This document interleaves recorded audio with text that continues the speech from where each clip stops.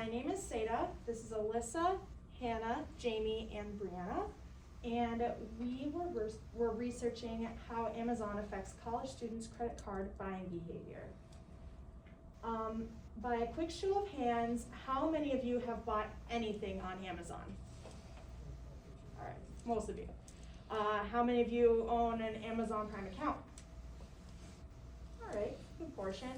And then how many of you own a credit card? Okay, well, our research question was, we really wanted to understand how Amazon affects college students' credit card buying behavior. Amazon launched in 2005, and there are now over 20 million Amazon Prime members, and over $25 billion is earned annually based on Amazon Prime users. The average US college student has about 5 credit cards according to a 2019 study. And in the United States, college students have a total spending power of $593 billion, which is a crazy amount. So our hypothesis for our research question, we have 3 of them. Our first hypothesis is spending time on Amazon.com is correlated with spending money. So if you spend more time on Amazon, even just browsing, then you're going to be spending more money. Our second hypothesis is having a credit card is associated with spending more money on Amazon. With having a credit card, you're not charged immediately. You see the bill like once a month. So if you can't see exactly what you're spending, you'll spend more. Our third hypothesis is having an Amazon Prime account affects the buying behavior of college students. With Amazon Prime, you get several benefits such as Prime Delivery, Grubhub, Audible, among many, many others. And we wanted to see if that, along with many other benefits associated with college related items, affected the behavior of college students. Next, I'll be discussing our survey plan. Our main goal is to find the connections between college students' buying behavior and Amazon. Our dependent variable that we tested and measured is how much money college students spend. We used multiple choice questions to categorize spending habits into different amounts and to compare them to those who don't spend any money. Information was gathered regarding how many credit cards students have, how they pay for their Amazon access, and which accounts they use to make the purchases.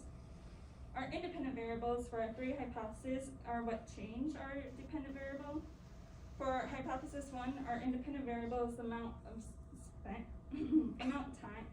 time spent on Amazon. Since we are correlating more time spent on the site means more purchases, we plan to measure the time in hours, times per day, week, and month, how frequent the visits are with how many hours spent on the website, the income level, and how much money was spent. Our hypothesis 2, we are looking into whether or not college students have a credit card, and if they do, how many do they have? Observing this tells us that there's a correlation between the accessibility to credit and spending money on Amazon that students are not able to afford prior to owning these credit card accounts. And lastly, our third hypothesis refers to whether or not college students have an Amazon Prime student account, or do they just use the free trial. The independent variable is whether or not the student has the access to the Amazon Prime account. Our measure would depend if they say yes and no, but it's important to consider if their access is just the 1 month free trial, or they personally don't pay for that account. Okay, so the next thing we wanted to go over is the sample plan. So we really wanted college students and college students only, so 18 plus, anybody living in the United States and anybody going to Northern currently. And then our sample frame is represented through our survey questions. So we asked like, where are you from, what age are you, what level are you in school, and things of that nature. You can go to the next slide. And the way that we collected these responses, a couple different things. So convenient sampling, obviously we asked people in our own inner circles because we're all college students as well.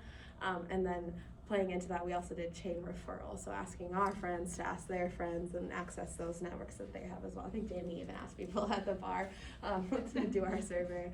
And then voluntary sample response as well. We all shared it on our social medias, which was actually, I think, one of our biggest successes. We didn't quite hit that 300 mark, but not so far off the mark that we couldn't draw some conclusions from our samples. So. Okay, so now I'm going to be talking about the interpretations of our data. So for descriptive interpretations, we use this to describe both the composition of a group in terms of like income, gender, age, and education, and the characteristics of the group members in regards to both current and future buying behavior. So we were able to gather responses from 214 college students, and about 121 of those respondents were within Marquette County, but there were also a high amount of respondents that were in Lower Michigan, Wisconsin, Illinois, and then Georgia and New York. We also, within our time frame, we were able to spend about a week collecting the data and sending it out to our friends and snowball sampling and all that. And then we spent about a day or two analyzing the data with Qualtrics. So here's our descriptive table describing the buying behavior of college students from people we surveyed. So it's interesting that about 72% of the respondents were female, and then about 28% were male, and we think this is mainly because we're a group of women, and most of our friends and people that we asked were women, so it makes sense. And then the highest amount of respondents were within year 4, so about senior status, and that's almost 46%, and then the second highest was year 3 at 19%. And then about 65% of respondents said they do not have a budget that they follow, and that mean age was about 21 to 22, and there wasn't a lot of variance within that, so most of the respondents were within that 18 to 24 range. And then as for income, there was a little more variance, that's why the standard deviation is a little higher, so it was about $20,000. And this goes a little more into detail of the income of like the respondents. So you can see that there is high variance, but most of the respondents made less than 15K. As for regression interpretations, so we thought hypothesis 1 was best for regression and using an ANOVA test because it's a way for us to measure the relationship of one variable to another. So we measured the relationship of the variable of time spent browsing and to money spent on Amazon. So you can see that the results showed that they're highly significant with a significance level of less than 0.001, and that means there's like a high correlation between spending more time and spending more money. So the R-square was 0.315, and that means 31.5% of people actually spent money when they were browsing Amazon. And the beta was below 1, so that means there also is a significant correlation. And about 134 responses out of the 214 responses were actually valid, so those were the ones that were counted when we analyzed the data. Okay, and then for our second hypothesis, we compared credit card ownership, so basically a yes or no question, and their amount of spending. So we used the t-test for that. We found that it was extremely significant because the significance level was at less than 0.001. And then we also found it to be really interesting that you can see that the mean amount spent with people who did have a credit card was about $407 per month, and those who did not, they only spent $54 roughly per month. And then with our then there was also a high variance with the standard deviation. And then with our third hypothesis, We did Amazon Prime membership and dollars amount spent, so whether or not they had a Prime membership.